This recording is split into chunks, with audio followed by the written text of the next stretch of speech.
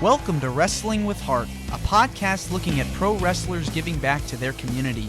Join me, Stanley Carr, as I interview wrestling's hottest names who use their platforms as entertainers to raise awareness and do community service. Hello there, and welcome to another edition of Wrestling with Heart. This is the show where we talk with professional wrestlers and professional wrestling personalities about their lives in and outside of the ring, as well as doing acts of charity and community service and just positivity. I mean, that's what we preach here on the show is positivity and kindness and inspirational stories and messages. And with me today, I've got a very special guest. She's been in the business for quite a while. She's a manager and currently holding 2 heavyweight championship titles for 2PW and Revenge Pro Wrestling. Also has made some appearances for All Elite Wrestling. We'll get into that in just a little bit. I'm pleased to welcome the one and only Julia Lynn to the show. Julia? Hi, how's it going? Good. All right, so let's get started here. Let's talk about your childhood and upbringing. Where did you grow up? So I was born and raised in Pittsburgh, Pennsylvania. I lived just a little bit north of the city, and then my parents sent me to a high school that was actually in the city itself. And then once I graduated high school, I moved up to Erie, Pennsylvania, which is where I'm at currently. That's so cool. Pittsburgh's a great area. Oh, I love it there. I absolutely love it there. I try to go back and visit as much as I can. I'm there at least once a month. I'll actually be going down there tomorrow to visit a couple friends. I see my parents there all the time. My parents still live there, so I absolutely love it there. Lots of wonderful memories there. Sure. Lots of hockey town too. Go Penguins. Yes, Penguins, the Steelers, the Pirates, everything for the black and gold. It's a sports town for sure. All right. Very Okay. much so. So what kind of got you into wrestling? Were you a fan growing up? I definitely was. I have to thank my cousin for getting me into it initially back when I was a kid. My cousin is probably about 15 years older than me. And when he got old enough to not want to play with action figures anymore, he brought his toy wrestling ring and action figures to my grandparents' house. Aw. And so I remember playing with the action figures. There was a Hulk Hogan, Macho Man, and Ultimate Warrior action figures. And I remember playing with them, having them jump off the ropes. And I remember the one side there, the top rope was broken, and I couldn't figure it out why. But obviously, Aw. when they're jumping off the top rope, it's bound to happen, you know? Sure. I mean, those toy commercials that they make aren't easy to film. You know, No, it takes a lot of work to actually get those, you know, and it's like you believe that they're actually jumping. oh, That ring 100%, is yeah. like, you know, elastic band, you know, it's not like the real deal, you know. No. That stuff can easily break right away. And Oh, yeah. I believe like back then, I think the figures were made by Hasbro, LJN. They were like real 80s at that time Oh, for yeah. those toy collectors that are listening to the podcast. Yes. All right, so that's awesome. Definitely a lot of wrestling. Definitely a lot of wrestling nostalgia when it comes to the 80s, you know, as well as the 90s and so on. But yeah, we can't go wrong with those 3 names: Hogan, Warrior, and Savage. Oh, yeah. Those were the ones that really started me out whenever I was a kid. And my cousin would watch it on TV every so often. My parents weren't big fans of it because they didn't like the violence part of it. Yeah. But I Sure. always thought of it as like theatrical, like when you go to see a musical, it's theater, but I always like to watch the show. I like the drama part of it. It kept me on the edge of my seat. And I was always in and out of it because I was always focusing on schoolwork or extracurricular activities. But I really didn't start getting back into it until I would say probably about 2010, 2011 is when I really got back into it. What my friends would do is we had a big group of gaming nerdy friends, and we would set up Royal Rumble parties. And what we did was the one friend would create characters of every single one of us and enter them into different fights. Like they had a 30-man Royal Rumble, and for like the women, they had like a 6-woman match, and he always complained because with me, with my career, and I'm always changing my hair color. He always complained about having to change my character based on my hair color. Ah, well, that's cool though that you have a group of friends you're able to do that with and be involved with, getting into wrestling and going to parties and having the games, set up that way. That's so amazing. Yeah, and the fact that they were able to do the timing with the AI, and so it was like you were watching a legitimate fight happen, and obviously you didn't know what the outcome was going to be or who was going to be coming out next because it was randomly generated. Sure. And then once that was all finished, then we actually watched the Royal Rumble itself. The What I like about the current video games is that the graphics are just like They're almost like realistic. fantastic. Yeah, if you checked Yeah. out like the ones for the 2K23, it's like comparing that to like SmackDown versus Raw 2005 or whatever, Oh, it's it's like night and insane. day. It literally is. It literally is. Any of the video games themselves, like not just with wrestling, but like video games in general, like the new Sure. Legend of Zelda game that came out. Hmm. Oh my gosh, the graphics themselves, the sound quality is just it's amazing what they've how much they've improved over the years. Are you a big gamer? Yeah. I can tell. Yeah, I've got some Zelda, I've got Pokemon, I'm a bit of a nerd myself, so That's all I cool. yeah, in fact I was on with you, I was actually playing Minecraft. Oh, that's nice. That's so funny. Yeah. That's so cool. All right. So, was there like a moment in your head that said, "This is what I want to go into"? Um kind of. It started out with so I'm trying to think how.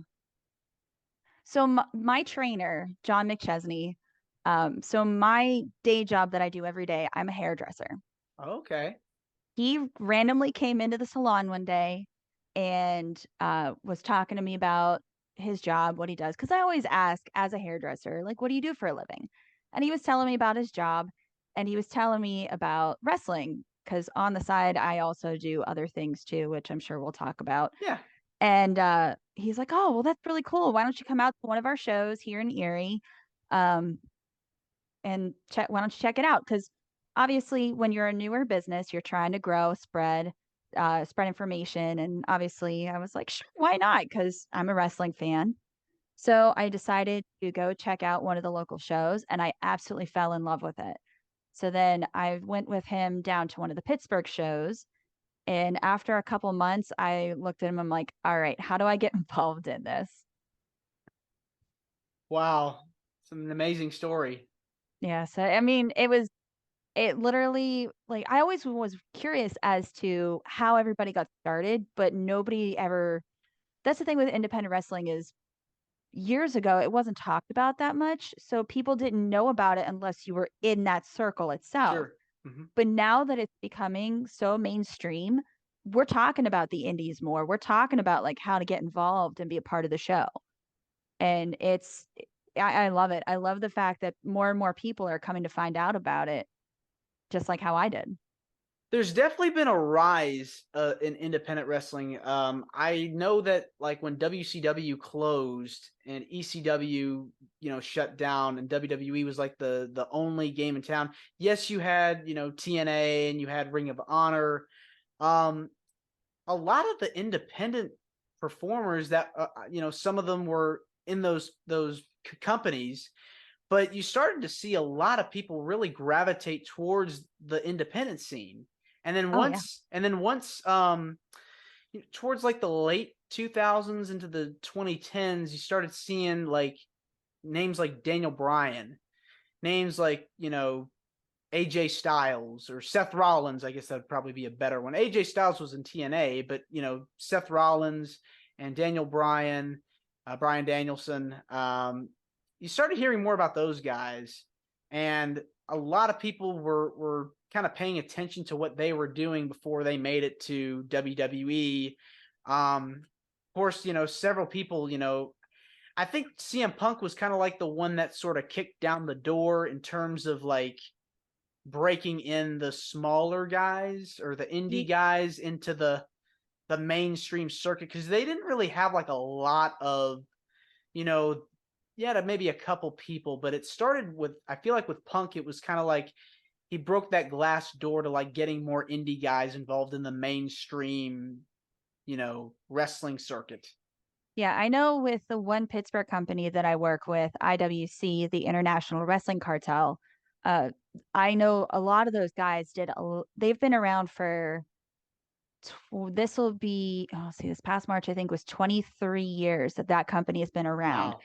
And I mean, they've had AJ Styles, they've had CM Punk, they've had, oh gosh, they've had a lot of big names before they were big names. Yes. And it's amazing because I actually got to talk to one of the previous owners of the company and how they just were building this foundation for this company, and now it's blossomed into this massive company. Like I said, it's been around for 23 Yeah. years, and it's really cool because now we've got people that are getting signed from this company that are with AEW. I mean, Dr. Britt Baker, Wardlow, they were with IWC in Pittsburgh, and now they're with AEW. I mean, Yeah. it's so cool. It's just really, really cool. I agree with that. I think professional wrestling, in my opinion, has grown in terms of the outreach with how these wrestlers are now breaking in. Because I think like even in the 90s, I feel like it was like harder to make a name for yourself. Now with the internet and social media, it's like it's more accessible now than it used to be. Yeah, that's something that my trainer tells me all the time because he's been around for the entire 23 years that that company's been around, and he's been wrestling since he was 18. And he's like, yeah, I remember having to send out like mail out VHSs Hmm. to different companies. And he's been extras on WWE and all that over the years. Sure. He's fought some of the best of the best. Unbelievable. I wonder who are some of the people that I wonder if who he's wrestled against. I mean, that'd be pretty Oh my amazing. gosh, I'm trying to think. Um, well, let's see. I know he used to be Cesaro, but now he's Claudio. Yes. He's fought AJ Styles. He's fought, oh gosh, trying to think who else. He's been in the ring. He's tag teamed with Kevin Nash. Um, we've done a couple ones more recently where we've brought in some bigger names too, Yeah. but over the years, even before they were big, like, oh gosh, I'm trying to think. That he has such a laundry list of names. So if you look up John McChesney, you will definitely Yeah, see definitely. I'll check it out for his big sure. list of names. Yeah. Yeah. Well, this it's you could kind of equate it to the territory system from back in the day, because a lot of the people that like were, making their name for themselves now are like huge stars. So it's just unbelievable to see how professional wrestling has evolved in the last 20-25 years. Who would have thunk it? Oh yeah. Even in the past 5 years itself. Oh, no doubt. No doubt, especially with women's wrestling too. I mean, you got to take it, keep that in mind, because now you got women main eventing shows, main eventing WrestleManias, and oh man, it's come so far. It really has. It really has. Come so far. So tell me about, when you first broke into the business, what was like the training process like for you? Did you want to become a wrestler, or did you want to be more of a manager? What was your kind of stance like, kind of going into starting your wrestling career? So when I first started out, I just wanted to do the management stuff. Um, a lot of it was very simple training, like on how to choke people on the ropes, a lot of it is facial expressions, arm expressions, being vocal. And when I broke into the business, I was a heel. I managed this guy called the Man Dime Elijah Dean. I worked with him for about 2.5 years, and he eventually also started a tag team with Zach Nystrom, and their tag team is called Money Shot. I worked with them for 2.5 years, and they actually they're some of the best like tag teams, I would honestly have to say, in this part of the country. They work really, really hard. They're very gifted and talented on the microphone and in the ring itself. Hmm. And so I started working with them, and so that was about 2019. And then COVID hit, and I really enjoyed the whole aspect of getting involved with matches. And I know a lot of the workers didn't want to do something to a manager that hasn't had proper training. So I decided during COVID and not only for the safety of myself and the safety of others, but for the respect of the business itself. A lot of it is That's the thing with wrestling. Has to be a lot of respect towards one another. Like, you're going around, you make sure you shake each other's hands, say hello to everybody. A lot of it is respect. Yes. And that was one of the big things for me. Was I wanted to respect the business in addition to wanting to be a part of it. So Right. I went and got some training, how to give some moves, how to take some moves. And John has been an absolute lifesaver. We would randomly drive out to a ring out in Cleveland where our buddy Matt Roby has a ring, and he's been doing some work with CYN and EC3. So Hmm. he's been working with him a lot too. And but over COVID, they taught me how to do a lot of chain wrestling, how to do a lot more bigger moves. So now I'm a manager that does Hurricane Ranas a lot. It's It's little by little, it you're is. moving up the ladder. But that's just so cool. I feel like a manager is like one of the most entertaining parts of the show. Like, even more so, not just the wrestlers, but the managers, like the kind of what keeps the wrestler kind of together. It it It's a definitely it's a massive adds part. Yeah, it adds an extra flavor to the match itself. Like, let's see, last week at 2PW, when because I managed not only John, I manage another guy, Anthony Young, and it was for a different title. And I got involved because there was one point where one of the other guys was trying to prevent my guy from winning, and I'm like, hey, that's not cool. So I pulled his hair, then he pulled my hair, and we got in a little literal cat fight, Oh rolled yeah. into the ring. And I mean, we're just like yanking at each other's hair. So not only is it fun just being on the outside of the ring, but it's a lot of fun being involved in the matches itself. It adds a whole nother layer to the match itself. No doubt about that. Tell me, when you're managing, when you're going in and you're trying to learn how to take on this role, like, who are like some of your influences as far as managers or valets? Like, what kind of stuff did you get influenced by? So I did a lot of tape studying over COVID because I was out of work for 3 months. I I was like, or I asked a lot of vets, who should I study? Who should I study? So there was a lot of Sensational Sherry. There was Miss Elizabeth, Woman, Francine, Sunny. I think who else. Those were the main ones. Once in a while, I would just randomly watch what was on TV in the moment, but those ones, like the sassiness and like the fierceness of Sensational Sherry, where she doesn't give crap, doesn't take crap, is No. not afraid to get involved, not afraid to get her hands messy. But yet the with Miss Elizabeth, you've got the sweetness, the elegant, and then with Sunny, you've got the sexiness. Like, so I wanted to take a little bit from each person and kind of create my own character based Sure. off of all the women I've watched over the years. I love that because, like, I like how you described it with Sherry and Miss Elizabeth. There's like this yin and yang thing going on. So it's just finding that niche, finding that lane to kind of sit in and just stay in, so that you kind of have like your own, your personality just shines through. kudos to you for being able to do that. And Thank you. yeah, okay. So is there a chance that we'll kind of see you in the ring next?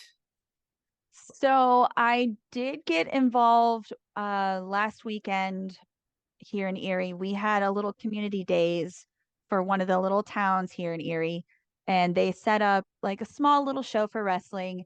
And I was managing my trainer and his tag team partner, Aaron Draven, who's also here in Erie. We got involved a little bit as managers, and management for the company said, okay, so you two managers want to get involved. This is turning into a 3-on-3. So I did get involved in a match itself. I technically have my first match under my belt, and it was a victory. I speared him, and then I got to pin him. So I do have one win under my own belt. Uh, but we'll get there. We'll get there. Yes. Oh yeah. That's exciting. That's really awesome. Now you had like a cameo with AEW recently. Tell me about that experience. So when AEW was in Pittsburgh, not the last time, but the time before, Jade Cargill was defending her TBS title. And so every so often, every show, she would put a shout out on Twitter that she needed girls from the local areas to be her baddies.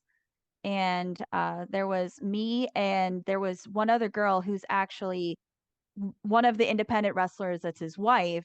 So she and I were the baddies for Jade Cargill.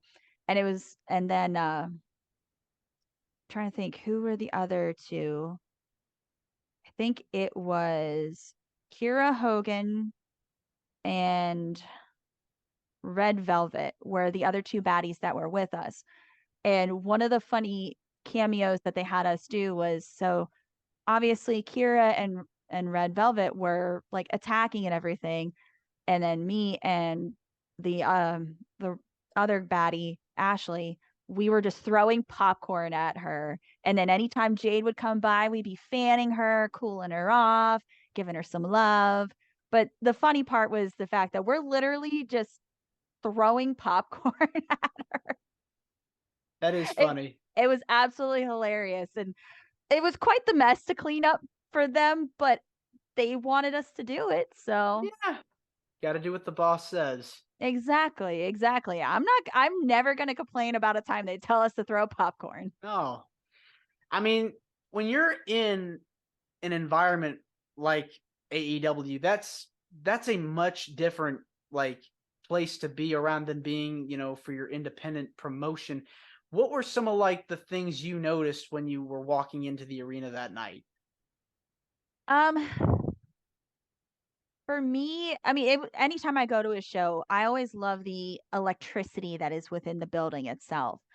Um, all the fans, like because we were dressed a certain way, they could kind of tell that we were the baddie section. And we were also escorted around away from the fans and placed in a certain area.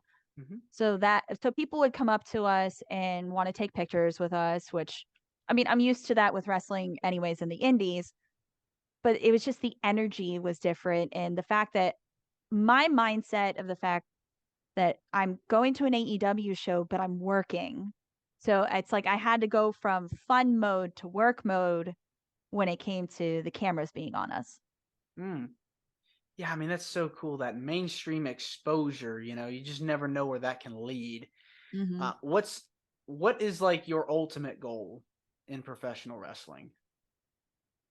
To be honest, I say the sky's the limit, and I absolutely love everything that I'm doing right now, and I'm not going to get my hopes up, but I'm going to keep pushing forward. And if I get signed, I get signed. And that's fantastic. If I don't get signed, I'm still having a blast on the indies. I'm still going out and having fun. I'm still making a difference in everybody's lives. I just want to be a positive influence for people that want to get in the business and want to make a positive change in their life. So I'm already doing it, and I Yeah. absolutely love it. Whether I get a contract or not, I still love what I'm doing. I love that attitude, and judging by, what I've seen, based on what I've seen, you're killing it. So keep up the good work. Thank you. That's awesome. You're welcome. You're welcome. I want to talk about this too. You got to interview Chris Jericho I did. recently. How was that? It was really cool. So I got to interview him in 2020. So whenever everything was shut down, there was this uh, publication company called Dream Starters Publication. They decided to launch a magazine. They had a bunch of women that were teamed up with a lingerie company, which is who I also was working with. And I modeled their underwear for them. So I do modeling on the side too. Mm-hmm. They had planned to put a magazine out of all these models. And so so I had reached out saying, yeah, I would love to be a part of this. And the publisher had seen a lot of my Instagram, which has a ton of my wrestling. And he's like, I didn't know you're a wrestler. That's super cool. So I got to they did an article about me with my management stuff. And then I posted it on my Twitter. And actually, that's how Chris Jericho and I um, met, was through Twitter, because he saw the publication of the magazine and he thought it was super cool because there was an article about him, because the magazine was called Rockstar's Dream Magazine. Mm-hmm. Yep. Living the rock star's life, rock and roll, beautiful women, entertainment. The publisher is also a huge Chris Jericho fan and is basically like designing that off of his lifestyle, but making it his own thing. Right. And when we made the connection on Twitter, I was like, hey, really, really big fan, super awesome meeting you. Thank you. We exchanged information. He was like, if you have any questions for wrestling, let me know. And I was like, awesome. Thank you so much. I really appreciate it. I reached out to the publisher for the magazines, and then they made the connection. And they were like, hey, Julia, since you've made that connection with him with wrestling, would you be cool interviewing him? Because they already had talked about it. And I was like, yeah, sure. So I got to fly down to Jacksonville, Florida when they were filming AEW. So I was actually there for the Dinner Debonair show. Oh, that was a great segment. Yeah. Just So, phenomenal. I mean, like when you're talking about pro wrestling and talk about segments, not just the in-ring stuff, the entertainment aspect of it is just so important, because those are moments that you remember throughout time, like the beer truck, the milk truck, all the stuff with the Rock. oh, yeah. You know, that's Just so cool. throw a musical in there. And I'm a musical nerd myself. Like, I literally have Phantom of the Opera tattooed on my side. Like, I'm a huge theater nerd. No And way. oh yeah, the fact that I got to be there and witness that was insane, absolutely insane. So I got to be down there for a couple days. And then just meeting him in person was the coolest thing ever. Um, it's super cool, laid back dude. We literal just chill conversation, real as real can be, and super professional. And I can honestly say we're really cool friends now. And I go and support them any of the time that AEW's in the surrounding cities of Erie. Because I mean, Buffalo's 2 hours away, Cleveland's 2 hours away, Pittsburgh's 2 hours away. And then obviously I am a theater nerd. I love music also. So Okay. anytime Fozzie's around, I always try to go and watch that. Or like any of his other bands. So I try to go and support, like, hey, I'm your friend and you're my friend and you've been giving me so much advice. So Sure. Yeah, I want to talk about that too.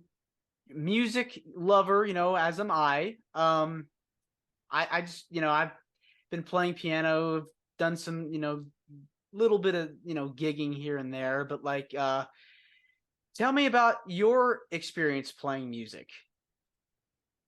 oh gosh, this one's gonna be a bit of a story. And I see our timer is getting to be like Yeah, 10 we'll minutes. we'll we'll get the we'll get another meeting going.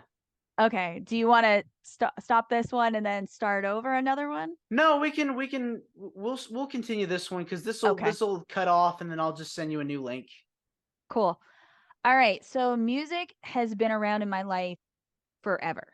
Like legit forever. Like people joke around saying that my family is like the modern day Partridge Family. I grew up with it. I could read music before I could read words. Mm. So, I played musical instruments for when I was growing up. I was in band. I did like the concert band, marching band. I actually coached out here in Erie, the Harbor Creek Marching Band. I coached them for 6 years. I mean, music has been such a big part of my life. It like not just performing the music itself, but listening to it. It just it fills my soul. Like I don't know what it is about it, but it's something that's I guess it's in my DNA. Yeah, I mean, what kind of genres do you like? Oh gosh, what don't I like? That's a tough question because like I listen to everything. I really do. I've always been a lover of the 80s music. I love rock and roll. Um, I love rock, R&B, pop. I'll listen to some of the strange stuff, like I'll do listen to EDM, I'll listen to K-pop. Um, I mean, literally everything, Yeah. everything. That's good, because it gives you that sense of education, and you're just aware of what's out there, whether it's in the mainstream or whether it's indie or whatever. You're just in that zone, just listening to stuff. So that's so cool. Oh yeah, and I mean, I love finding out like new bands, new music. I mean, I've been on a dark rock kind of kick lately. Okay. So, What I've noticed is like some people say like music kind of goes through cycles. People like when they listen to music, they'll just have their thing here and there, and then they'll go into something else, and then it'll repeat over and over again. But what artists and bands were you like listening to growing up that you were just captivated by? um, I would definitely say I wasn't allowed to listen to them, but I did anyways. Blink 182, Oh at wow. some 41. Um, and then high school, it was My Chemical Romance, Panic at the Disco, Fall Out Boy, Bullet for My Valentine, Him, uh, System of a Down, Disturbed, um, a lot of big names, a lot of big names. And then of course like the 80s rock, like Metallica, AC/DC. I listened to Nirvana, uh, Queen. Oh God, I love Queen. Freddie Love Mercury, Queen. yeah. Yes, yes, love Queen. I grew up on the Beatles. And then of course, like as a little girl, the boy band stuff I Hmm. loved NSYNC, but it my heart is definitely with like rock. Like even if Yeah, it's alternative for rock, sure. punk rock, dark rock, heavy metal rock, like rock is more me. Yeah, I mean, you got that eclectic mix of music, and that's good to have. It's good to be interested in all genres. Could probably pick something up that you didn't really think about, and I'm like, this is kind of cool. Like for me, I got into country kind of a little bit late. A couple of years ago, I started listening to more country, and it's like this is pretty nice. It's kind of an acquired taste, and it's got some good stuff with that. So it's amazing. So you coached band, you helped coach band. I What what did. what can you tell me about that? It's a lot of discipline. A lot of discipline. I did more of the visuals in addition to like some of the music. There's a lot of the staff are trained in music education, and I I just went off of what I've learned over the years growing up. Uh, so I'm a very visual person, and so like I would obviously help out with some of the instrumentalists with their notes, but I was definitely more the drill visual, making sure that your posture was straight. that your feet are on the right foot, that like you go to your right dot and that your spacing is good. Mm-hmm. So with marching band, it's not just walking around finding a spot on the field. It's literally you have to memorize your music. You have to make sure your body is in that right position, the posture. You Yeah. have to memorize where you have to go on the field. You have to remember when you have to move, when you have to stop, when you have to do a dance move. You have to breathe throughout it. And a lot of it is like getting your heart rate up, your breathing. That way, you know when to play loud, when to play softly, uh, the different emotions through music itself. You could kind of equate some of that discipline to your wrestling training too, because it's like it's about that, movement, that footwork, Mhm. as you're describing it. It's about making sure you're following all the right patterns and movements and making sure you're doing it correctly. Exactly. Because if you don't, then something's going to be out of place and something bad's going to happen. Oh, sure. It's like the domino effect. When one goes down, the all of them will go down with it. So you just got to be in like, all in one motion. Yes. Yes. All in, okay. That's great, man. That's awesome. So let's kind of switch gears now, and we got a few minutes left on this meeting, and we'll talk more about it on the next one. You've done a lot of charity and volunteer work over the years. Tell me about some of the organizations that you've worked with. Well, one of the big ones was the high school marching band, where I did a lot of work with that.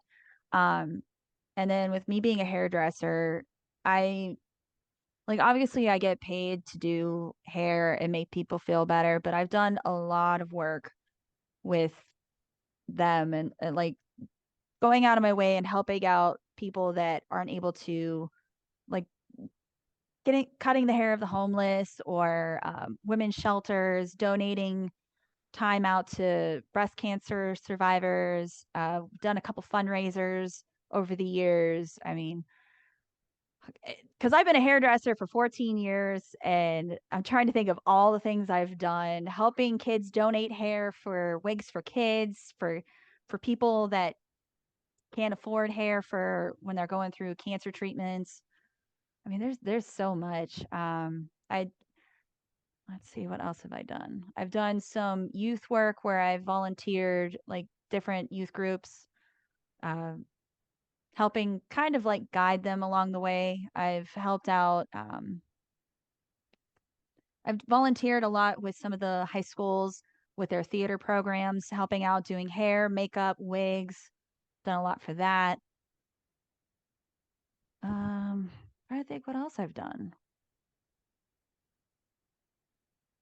I don't know. I'm trying.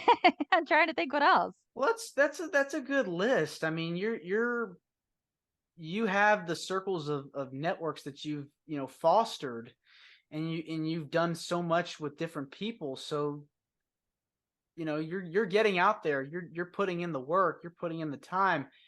With COVID, we were talking about that. I mean, that had to have been just the worst time for hairdressers and barbershops because you guys were like had to shut down. We did. We did. I was going stir crazy. um, yeah, I was. Oh man, I'm such a social butterfly that it was it was really really tough not being able to go out and being able to talk to people, interact with people. I'm a very social person. Mhm. Um, so it made things very very difficult in that time.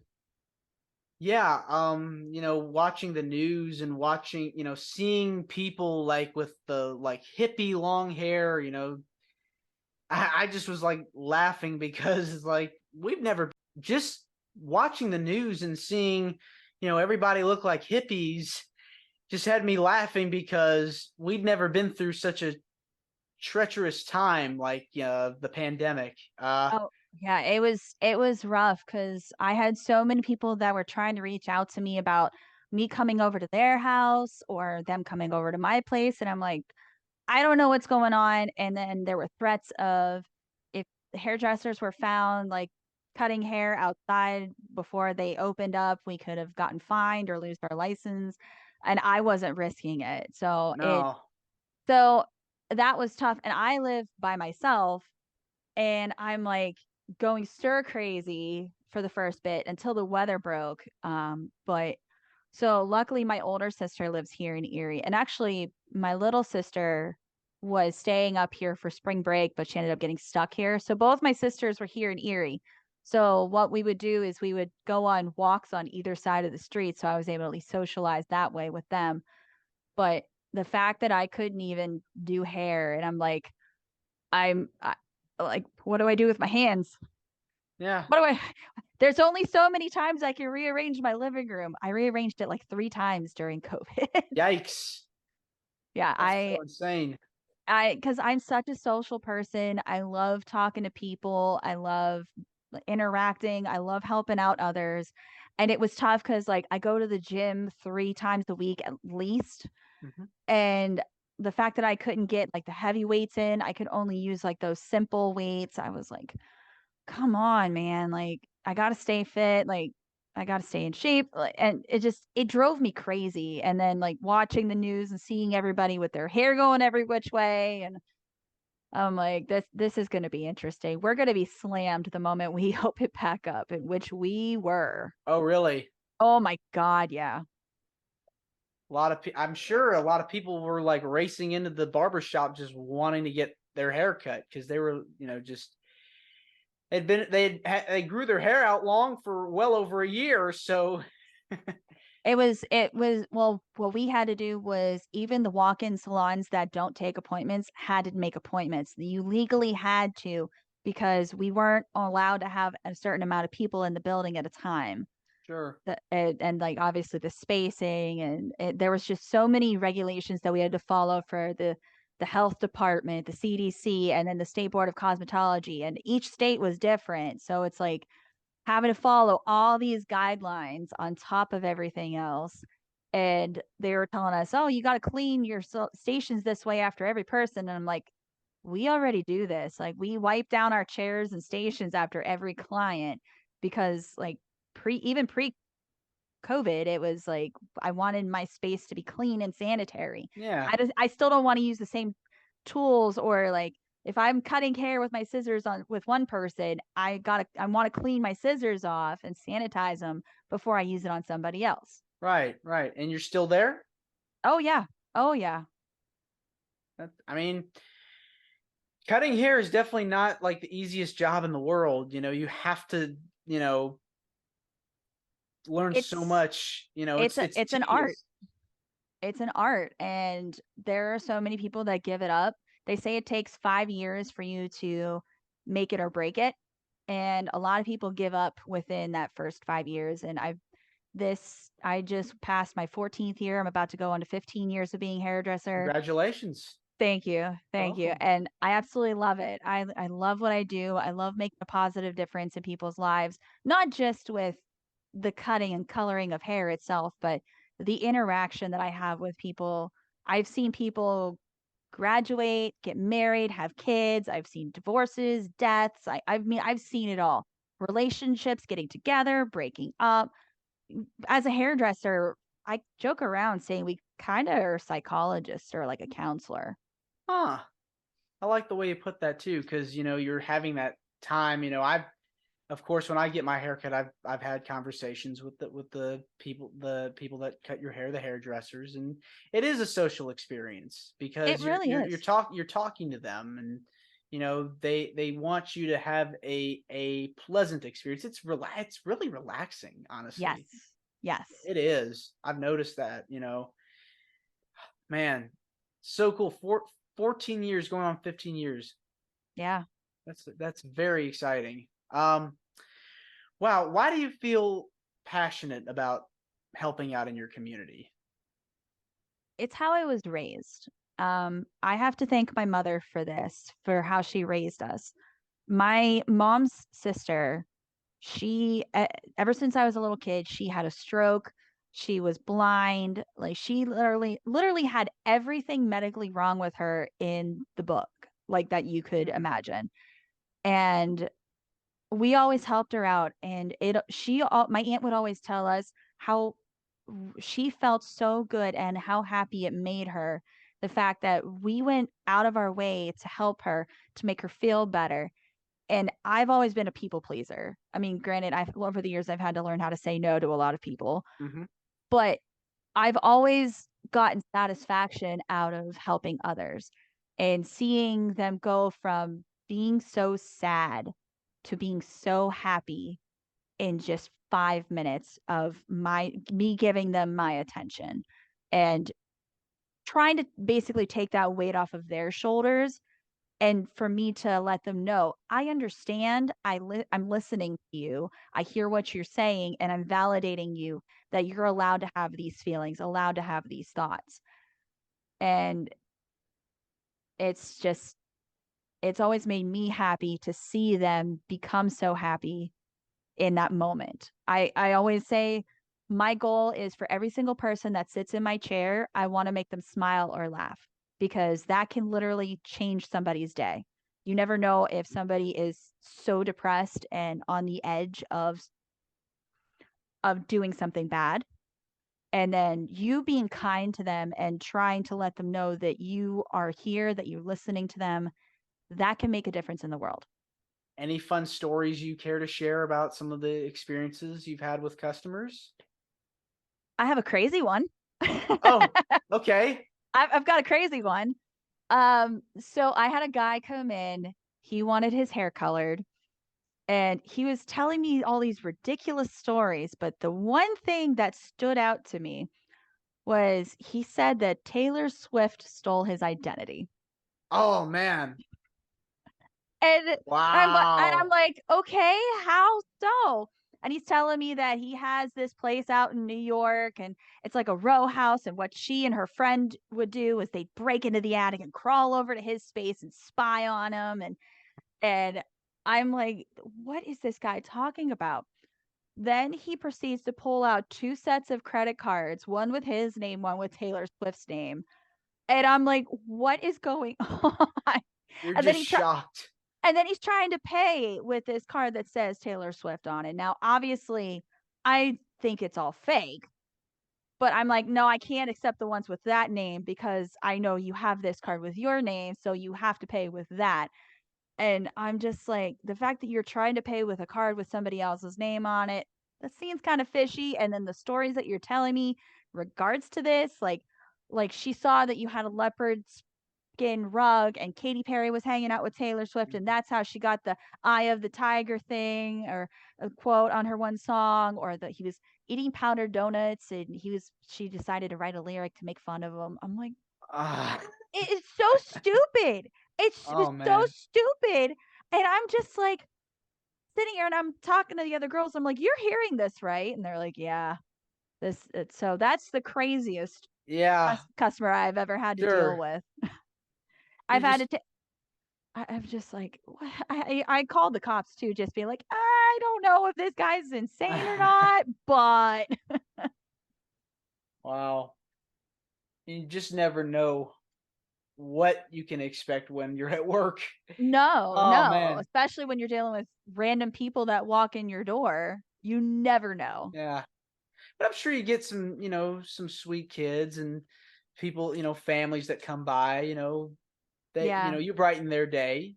Oh, 100%, yeah. There's this one kid, I started doing his hair about 5 years ago. Was totally scared of getting his hair cut. He did not wanna sit in the chair. So but he was sitting on the floor, and I ended up doing was I sat on the floor next to him, and Aw. he got comfortable, and he actually crawled onto my lap. And I said, "Is it okay if I cut your hair like this?" He's like, "Only if you hug me." So I'm hugging him with one arm, and then I'm shaving his head with the other, and he's just hugging away, Aw. and Aw. now he's like looking forward to all his haircuts with me, and he's always loving to get the hugs from me afterwards, and watching the kids grow up. And I love the fact that I've been doing it this long. I have this one couple that they got married in 2012, and I was there for that. And then I remember the wife came in, and she is a very healthy person. I'm looking at her. I'm like, "Are you okay?" She's like, "I'm not feeling good." And I look at her. I'm like, "You're pregnant, aren't you?" And she's like, "Yeah, how could you tell?" And I said, "You're a healthy person. I could tell the difference." And now her daughter's 8 years old. They all grow up so fast. They really do. They really do. It's insane just the fact that I can make the smallest difference and be a part of these people's lives for just a fraction. Yeah. Well, that's so cool. You're paying it forward, and you've just told some great stories. I just want to say, Julia, thank you for coming on Wrestling with Heart. Is there any where can people find you on social media? So I have Facebook. My name is Julia Lynn, but I'm not on there as much as I am Instagram, which is Julia_Lynn official. I do have a Twitter at Julia L1590 is my Twitter. I have a TikTok, but I don't really post on it. I just use it. I have TikTok just to watch stuff Yeah. and support my friends. Yeah. But That's so cool. my most of the time I'm on Instagram. So All right. that's where you're gonna see a lot of stuff from me. My wrestling, my modeling, my day-to-day work. That's where and anytime you guys want to reach out or contact me, usually that's where you can find me. Awesome. Well, Julia, thanks again, and you're more than welcome to come back on the show. Thank you. I really appreciate it. Yeah, no problem. Talk to you later. Yes, thank you. You're welcome.